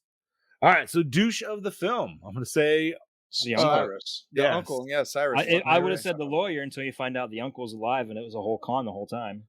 But the lawyer has the look. I'm not gonna say he doesn't. And the feel. He's runner up. He's runner up. He is runner up. Yes. I'm not gonna lie. For some reason, I had a weird I was like, is that You know the what? that No. plays Homelander, and I'm like, No, that's not. He does not get runner up. Kalina is runner up. Oh yeah, Ooh, Kalina's yeah, runner she up. is Yeah, also she's a douche. She cunt. killed off She that gets other cunt. guy and shit. Yeah, she gets cunt of the film, not douche. Mm. Yeah. You know what? You're right. All right. Favorite kill. The splitting headache. I mean, that's the easiest one to go with because it is fantastic, dude. Good old. I'm meat gonna slab. I'm gonna save that. My favorite kill is gonna be Kalina's Ooh. Yeah, hers was because good. she deserved it the most. No, right. ooh, so did Cyrus though. Yeah, He he got did. chopped up in bits, but I'm still going with hers. You know, I think I actually have to say, I mean, there were some good kills in this movie, but I don't actually have a favorite. I'll be honest. I got one, but it's honestly it's sad because it's actually a smaller one, but it's not because it's one that they still show. But it's right in the beginning, dude, and it's right in the junkyard, Mhm. and it's the one guy who happens to be on the top of the stack, and he gets pulled in like from Oh, the yeah. 1988 Blob, dude, where he gets folded in half and Where it fucking looks like the I was trunk like, ate him. yeah, and I'm Yeah. like, fucking love that shit. Yeah, I that's a was good one. my vote for I was that. thinking that too. So Yeah. that's my That- runner up. because it reminded me of the Blob, and that's one of Yeah. my favorite kills in the Blob. And I was Especially like, when it breaks his back. right? You're like, wow, you're like, oh god, dude, that'd be awful. Oh. Awful. All right, so everybody's got favorite kill, best scene. The lawyer's death. Ooh, I was picked very that for best scene. satisfactory. Favorite scene when the jackal is pulling Shannon Elizabeth. Favorite scene Because you also see it from the angle looking up at the jackal. It just looks so fucking like creepy. Oh my god. That's mine. I'm gonna go the reveal of the angry princess in the bathtub. Ooh, that was kind of an intense scene because you didn't know where that was gonna go, Yep. and then Did you notice like the look of sadness on her face that whole scene too? oh, absolutely. I mean, I might actually have to agree with Heather, dude, because the junkyard scene was a fantastic. Fucking, It was. See, for me, the reason I say the open, lawyer scene is because it's obviously one of the best gory But effects. the But for me, look- it's the same. I picked that for the same reason that I picked the shot to the head of the one sheriff's deputy in hospital. Oh, okay. Because that long wait. Yeah. So I think I'm gonna agree with it, and it's not necessarily just because of the kill, because that whole scene allows you to see the actual like mechanism that the house is. Once he picks up his money and he starts going off and you see the lever go off, you're like, Yeah. oh, and then it starts like showing you all the shit doing its thing, locks them all in, which obviously he would have got fucked anyways, even if he didn't, if he made it past that point. This is true. Because how does she get in? She just said she snuck in when it was She's- like shifting, right? Yeah, that's what she That said. was kind of like a lazy way. So I don't know if she was already in there the whole fucking time or not. Who knows? What she had to have been in there with Cyrus already. That's what Yeah. I'm guessing. Like, Or at that's my least guess. Cyrus himself knew how to still get in. You know what I mean? Or Like, he let her in or something. Yeah. yeah, right. So you know what, Chad? I'm gonna agree. I think just that was the whole like the big set off of the events there. So everybody else got got good scene. Mhm. All right. So opening scene hook you in? Fuck yeah. Fuck yeah. Oh, Fuck yeah, fuck dude. yeah, it did. Yep. Great. Truck of blood. Fantastic. You got a truck of blood. That's nice. Right. All right. So most attractive character. There's quite Really? a few to Shannon choose from. Elizabeth. I feel like that's the easy cop out. I'm not taking easy. I'm Angry saying what I got. princess. She's number 2. She's number 1. I'm picking Kalina. I thought she was really, really cute with that short hair and everything. I'm gonna go with I'm gonna agree with Steve, and then my runner up is the nanny. Not bad. Kalina's Not a my bad choice. runner up. Okay. That's fair. You know what? She might be just because I now know she's in Army of Darkness. Yeah. Yeah, that might be the only factor. Like, I I'd be still like, love I'll her. take Bruce's sobby seconds. I still love her line from that movie. You found me, beautiful. Once he just is so Oh. honest with her. I'm like, Dude, there's so many great quotes in that movie, man. Oh, absolutely. We could talk for hours about that.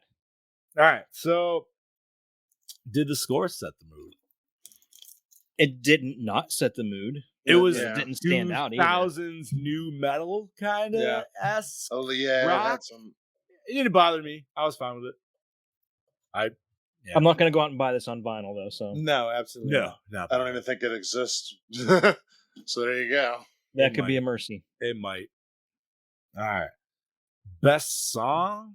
There was two. There's two songs that actually have titles that weren't just like.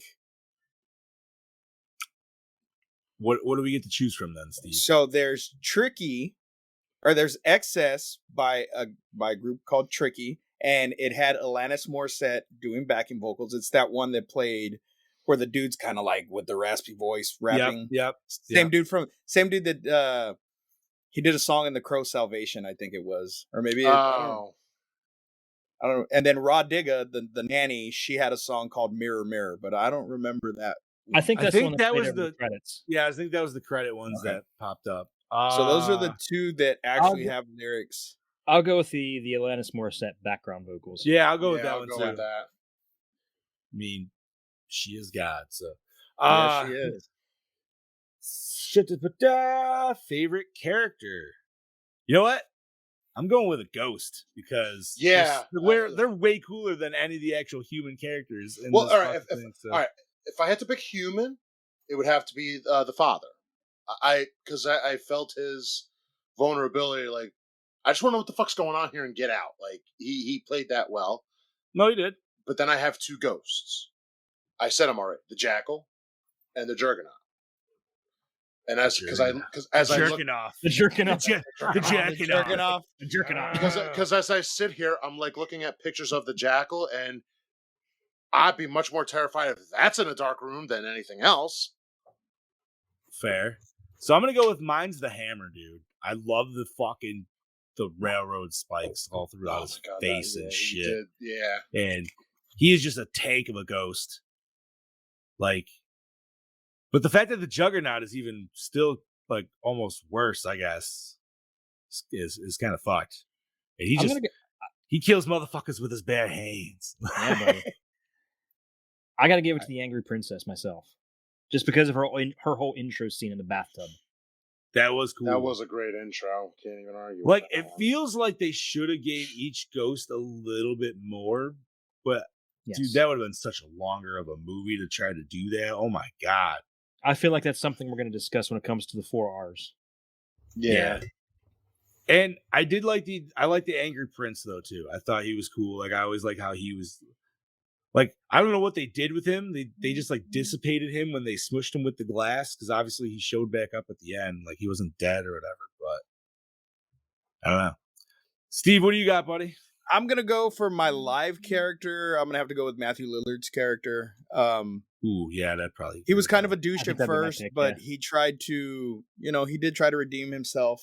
And then for favorite ghost, I'm probably gonna say the Angry Princess, because goddamn them titties. Them titties. Steve, you are an honest man, and I love. I am an honest man. At least he's a titty fan, so okay. I love titties. Was it scary? No. But maybe. I mean, we're really desensitized to these kind of things. Once again, I think this is the AAA kind of thing. Like Scoop said, he showed his lady last night.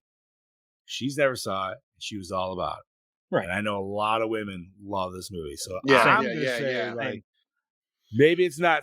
It's scary enough, or it's scary in the right. I don't. You know what I mean? I don't know what. I mean, it's like safe horror.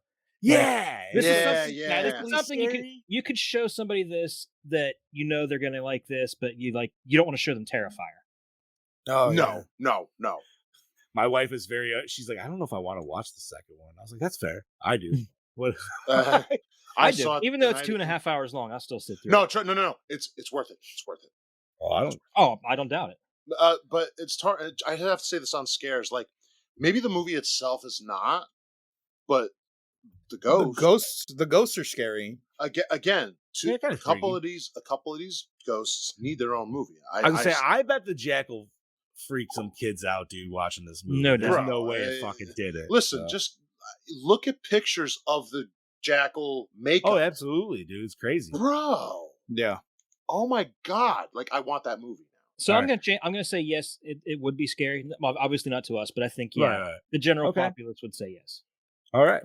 So does it hold up today? And this is 21 years old now. Just fucking don't think about that. Some aspects. I'm gonna say 50-50. Yeah. That's a pretty safe bet. I'm gonna say, you know what? Maybe even.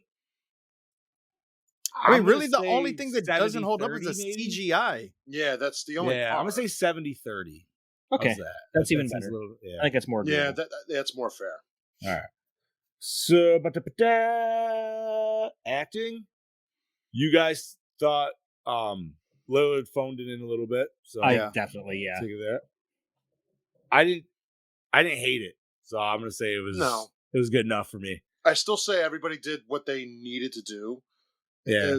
The only one I hate because he's a great actor is Lillard. He just felt like he phoned it in. Like, okay, yeah, I'll give you this. All right. So, did you like the cinematography? I don't know. That's. I like the house. I like the Yes. design of the house. Yes. Yeah, like some of the shots, like Brody said, the production design was fantastic, but right. And the some of lighting and the angles weren't great. And it's, the whole concept of it's like, dude, like having all that glass. I can't imagine that's an easier thing to shoot with. You know what I mean? Like, obviously, I could be wrong, but yeah, I would assume you're going to catch way too much shit, and that you'd have to edit out and post, obviously, after the fact. But there weren't shots that stood out like creative shots other than creative kills, but that's not a shot. I did. Okay, I guess for the cinematography though, I did like how her bathroom was always the specific downward shot, and they gave it to you as soon as she walked in. So I don't know what it was, but you already knew you were going to get it again. And then that's obviously when they kept flipping in and out once you get the glasses.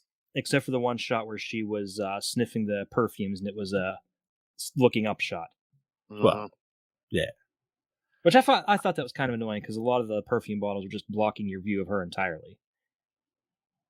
So you're getting more of a view of a perfume bottle than you were of the actress who's supposed to be the center point of that scene. And they weren't even like any perfumes, like actual perfumes. Like they were just an like ad fucking... spot for. They're just colored bottles, dude, weren't they? Like, yeah, definitely. All right. So cinematography was meh. Yeah. All right, premise. Yeah, awesome. I like the premise. Definitely, it was awesome. All right, now recycle, rewind, remake, or reboot. I feel like we're all on the reboot. Yeah, because we want a TV series. We want a series, and we want certain ghost movies. And I hate doing stuff as series. I hate TV shows, and I would still agree that would be the smartest format to do something like this. Yeah, because you could do like a 2-hour episode, and that's fucking 2-hour movie. Well, I don't even know. Like I think Brody said like what, an hour?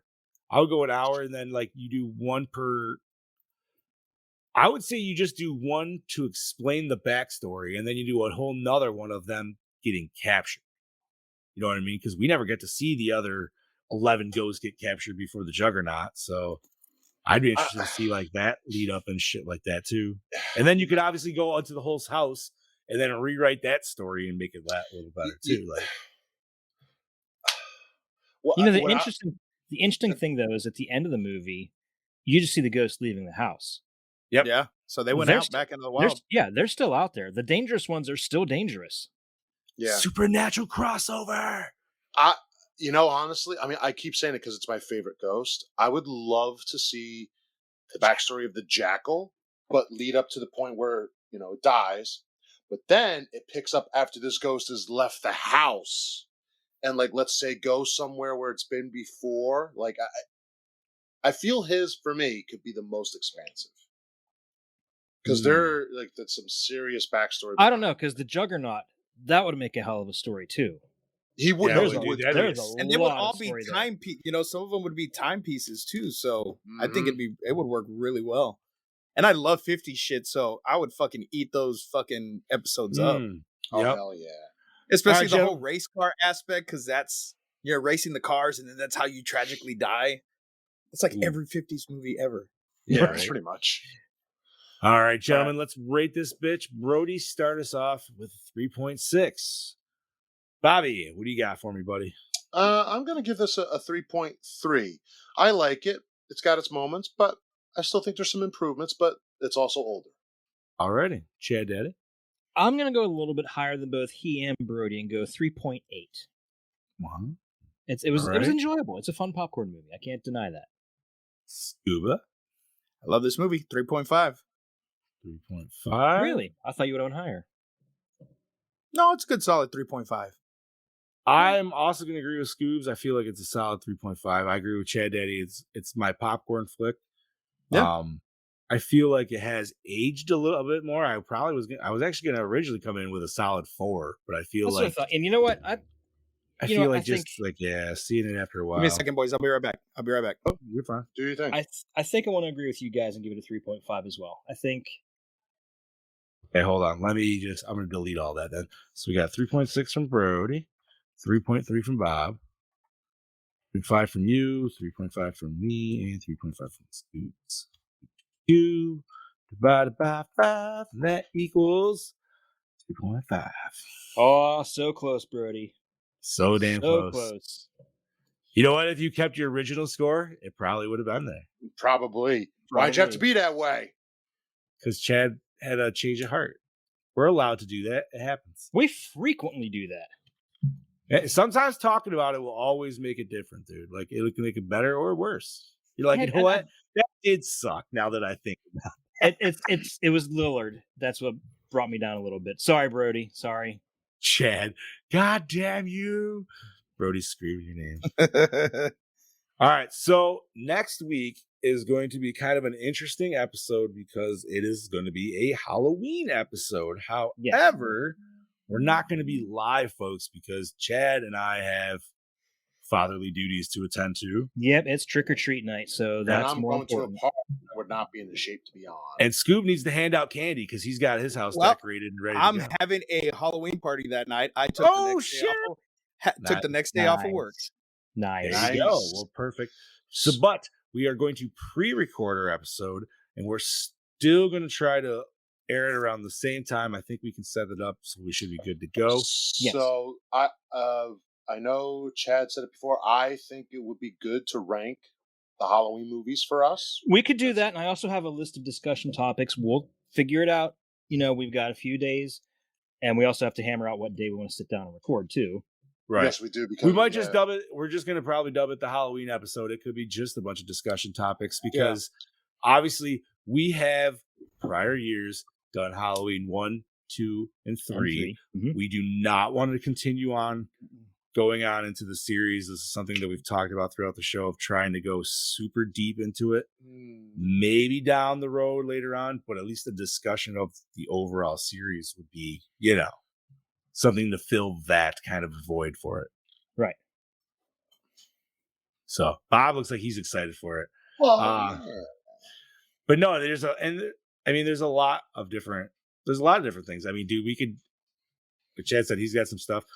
We could even do our probably like an impromptu, like everybody come up with your 5 top Halloween.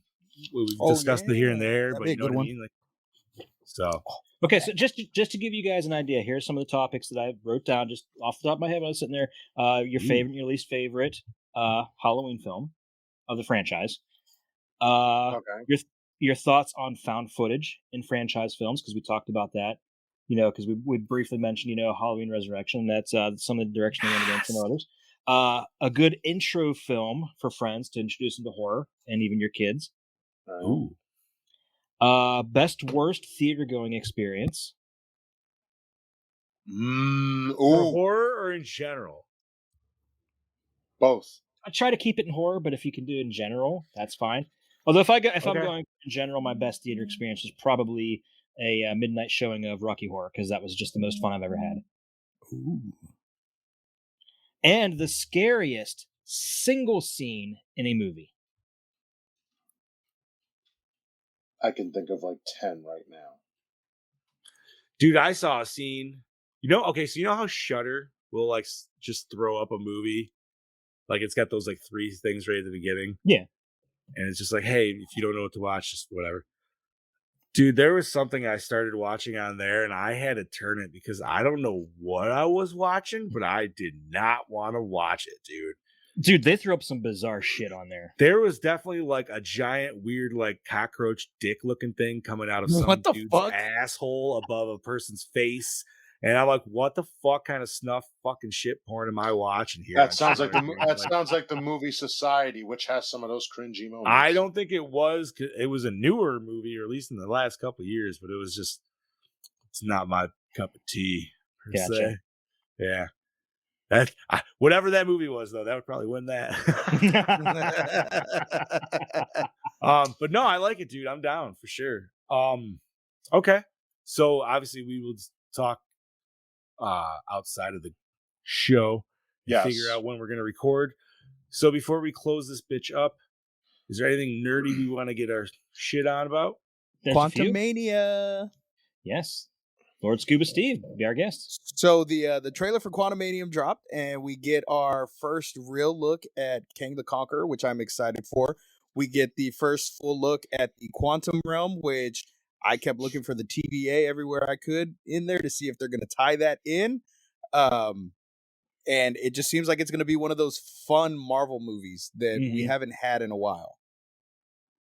Hopefully not try to be too fun like Thor: Love and Thunder. Yeah. Yeah. Oh, and then Henry Cavill officially announced that yes, he he is coming back as Superman. I'm pretty sure, didn't Black Adam do that? Well, yeah, but he made the official announcement on his Instagram or some shit like that. So, that's all I got. I have a little bit of sad news, and I definitely think, Scoob, you might probably already know about this, but the original Texas Chainsaw Massacre house is in danger of being torn down. What? I did not know that. Here's the story. It was just released on the 19th. It's in Kingsland, Texas. Jerry Danziger said that it has been sold and it might be demolished soon. It was sold Saturday. Has been sold. So they're doing. That'd be stupid. They're doing a Celebrate Halloween at the Texas Chainsaw Massacre house as it being possibly the last opportunity to be on the original house on the grounds in Texas, and it might be demolished. Why they're doing that, I don't really understand. I thought they had turned it into a restaurant. Yeah, but they sold it. What? They sold it. They just apparently sold it. But what I want to know is, now the person who bought it, you know why you bought it, right? Like, yeah, you didn't buy it. You didn't buy it for a restaurant. You bought it for the fact that there's some shit behind it. So it's like, why would that be a thought? You know what I mean? Like, you're destroying a piece of fucking history. Big film. That sucks. History. That sucks, dude. Another couple little things here. So, The Conjuring 4 has now been officially put in development with all returning filmmaking team from the past few movies. I didn't see the last one or anything like that. So. It was okay. It wasn't terrible, but it was okay. But so that was the one that was like direct to HBO or something, right? No, it came out to theater. It came out in films, but it came out on HBO too. Yeah. Oh, okay, yeah. It was one of the simultaneous ones. Yeah, gotcha. Weird. So, but I don't really see too much else here, other than also NECA finally released pictures of their Dog Thing figures. Oh, dude, yeah, they look awesome. And they look fucking the shit. So, hell yeah, dude. There you go. That's about all I got. I don't really have too much more. In other news, they confirmed today that Tobin Bell will be returning to the Saw franchise as Jigsaw in next year's movie. I think they're going to do is it's either going to be flashbacks or this takes place before 3. Dude, that is one trippy ass fucking timeline to try to keep. I know. I haven't seen it. I haven't seen Jigsaw or Spiral, so Spiral was good. I liked Spiral. Spiral was like a fresh take on the whole thing. Yeah, it was good. Yeah, I need to watch 4, 5, 6, and 7. I stopped after 3. That's fair. Let's see. Anything nerdy? No. The only thing I think Chad mentioned at the beginning of the show is if you have Ghostbusters Spirits Unleashed, Ilphonic put out that DLC will be coming out, and there will be free DLC too. Mhm. So I'm hoping that means there'll be paid DLC, which means like people like myself who didn't get the pre-order DLC shit can Actually, get Slimer and everything like that as well. So I got some quick that- news from Horror Hound magazine. Give me a second. Hold on. Is Now that wait? Is that the new issue? Yes, it is. I haven't gotten mine yet. Son of a bitch. So this is also more toy announcements. Some of them we know about, and some of them we don't. NECA has the Ultimate Dracula figure, which is right here, and the Invisible Man coming as well. Oh, they did announce the Ultimate Ghostface too. I saw the other day. That's a new one. Which not a huge Ghostface fan. No, but I do like. when the fuck did he get a flamethrower? I don't know. It's from the new movie. The I think fifth one? it was maybe Tyler they would know. show I Stab. that's my It's boy from- Tyler. It's from the Stab movie where he gets a flamethrower and he no. has like a chrome fucking mask or whatever. Like they show the preview for Stab, whatever the fuck it is, and he's got a fucking flamethrower. So that's where that comes from. And Alright. also, the Super 7, those super little figures they've been releasing, we now have an official Vincent Price coming. Oh, nice. So cool. that's a must get for all of us horror fans of Mr. Vincent Price. All of us. I just want to take a step back and talk about the Ghostbusters game again. At one point, so the one point where you're talking to Ray at the beginning of the game, and he's giving out the whole history of the Ghostbusters, and the one point where he says there was eventually got down, it was just me out there. Was that a reference to Casper? I think so. Probably. It had to be a Has to be, Casper dude. reference. I thought it was Yeah. too. Yeah. Who you gonna call? Somebody else. Someone else. As soon as he said that, I'm like, that's got to be a Casper reference. I'm so jealous you guys have it. I will have it soon. I'm working on it. I don't. It is It the is- Ghostbuster it's fun. cosplayer's wet dream, dude. For making your character. And like I Bro. said, I can't wait to unlock the fucking flannel shirt. I'm so close. I think I'm like level 33 or some shit like that. You're Dude, level so- 70? Huh? It's level 70. No, it's not. It's 40. Is it only 40? The flannel shirt is 40. Oh. So I next thought it was higher next than year, I know No. next year I'm gonna have that game, and my Proton pack will probably be here. So I get that all at once. There you go. It's gonna be But overload. John, the Slimer bonus, that's only if you pre-ordered the digital copy. Oh. If you pre-ordered the other one, the physical copy, you got a different Ghosts. Because What that's what ghost mine did you is. What ghost did Um, you get? Which Did Ghost you do you get play this- as? Well, there's 5 different types. Oh shit, which one? So I there's can't your remember which one. there's your slime ghost, which is your Slimer variant in the beginning, and then there's your like multi-hand ghost, which looks kind of like a gargoyle. Then there's like your big dummy ghost that looks kind of like a Scolari brother almost. It was the Yeah. the multi-armed one was the one you get, Oh, okay, nice. I think. Oh yeah. Oh, there you go. Tyler's still listening. He fucking. Oh, knew there you go. shit. Stab 8 trailer, Dead Meat. Okay. They actually released it as a figure with one of the Ghostbuster Mattel figures, and I have it. Nice. Yeah, man. I'll say what, man, for $40, that game, because I was a little nervous because I thought I was going to go with the whole Dead by Daylight formula, dude, which, like, I love the Evil Dead game, but I don't play it enough, unfortunately. It's just, I don't, Same. but it's like this game, because it has the whole prop hunt element, and if you played prop hunt on Call of Duty, man, like, that is my fucking jam, and I love that Yeah. shit. So That's like the funnest part, I think. Like I said, playing as the ghost, like the ghost is fantastic, dude. Yeah. I told my wife, I said, you know what I really love about this game? She's like, what? I'm like, you can't die. You catch the ghost or you don't. You can't die. Right.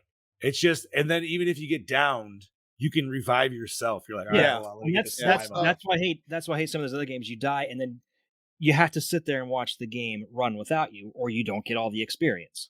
No. Yeah. Quick question: can they possess you? Yes. so when you're the 4-armed ghost in his Yeah. first form, you can possess the NPCs. I don't think you can possess the Ghostbusters, but you can because but the that NPC, ghost. yeah. If you Because can't, there's- they will probably add that in a DLC at some point, in some kind I of think, update. I wouldn't be surprised. because, I mean, They've already just- done some tweaks to the game too, where they've like already fixed a few little bugs and shit. Oh so- yeah, the day after I first played it, like I got it on Friday, played it, and then Saturday there was already an update installing. Yeah. Oh yeah. Dude, it's fun, Bob. It is. Like, Listen, it's- when I have it, we all have to play. Like, Oh fuck yeah. Like, yeah. listen, I'm sure Rebecca's listening. Christmas is right around the corner. You know, you're good. Baby, I love you. She already knows Get it sooner. Right. Well, It's got to get a system though. Oh Yeah, yeah, that's that's well, right, I that's well, no, forgot. that's all right. So I just simply said I want one thing for Christmas, and I said I want a PS5. That's it. I don't want nothing else. I'm like, that's it. We'll start him a GoFundMe. You And know, I'm like, I thought about Give Bobby his getting a PS5. gaming system. I was like, damn, I'm gonna get a PS5 just for the clout of it. But then I'm like, it's just gonna fucking sit there, and I'm never gonna fucking play the thing. No, I've 'cause I'll I've read play it. people saying that it's less glitchy on the consoles than it is on the PC. I haven't noticed any glitches. Well, yet. wait, Ghostbusters? Yeah. Okay, so I played on Xbox One, like OG Xbox One, and it runs fine, but it definitely runs a little doggy. The wife plays it on the new Series S, runs fucking shit like super nice. Mm-hmm. So, I mean, I know Scoobs has it on PC. I want to kind of get it again on PC, but I know I'd be working on two different fucking leveling systems at the same time. So I was like, eh. I think my big complaint though is you can't see yourself in third person. It's all first person. Yeah, Actually, I think I agree with they kind of did that to separate it from the 2009 online game part. That could be. Personally, I agree with that. I wish you could see yourself more too, but at least like, you know, in all the movies and stuff, they give you that too. And worst case, if you want to do the thing, you can do that thing. Really, you know, do that bullshit at your friends. Yeah, you do your fucking tell your buddies Yeah. what's up. Exactly. No, man, it's a fantastic game. I suggest anybody go get it. It's only $40, dude. It's totally worth it. Yeah, definitely. Is there anything else then, or are we gonna sign this bitch off? I think we can sign I off got now. nothing. All right, Bobby, you want to start us up? This is your killing machine, Bobby and Moan, saying we will see you next week, just not live. Not live. Stay tuned. This is your Dark Lure of Knowledge, your Chad Daddy saying, I'll kind of see you next week, bitches, but like Bobby say, we won't be live, but we'll be here in spirit. Get it? Halloween spirit? Huh? Huh? Yeah. Scuba Steve. This is your host with the Ghost, the Prince of the Paranormal, the Duke of the Dead, Lord Scuba Cabra, aka Scuba fucking Steve, saying, catch me on the next episode of Lights, Camera, Exploitation. Ooh. Nice. And this is your Fluff Master Supreme, Big Johnny D, saying, adios, Gorehounds. Remember, catch us next week if you can. If not, happy Halloween in advance. Yes, happy Halloween. Happy Halloween. Absolutely. And remember, stay fresh, cheese bags. Daddy, my pussy hurts. Oh!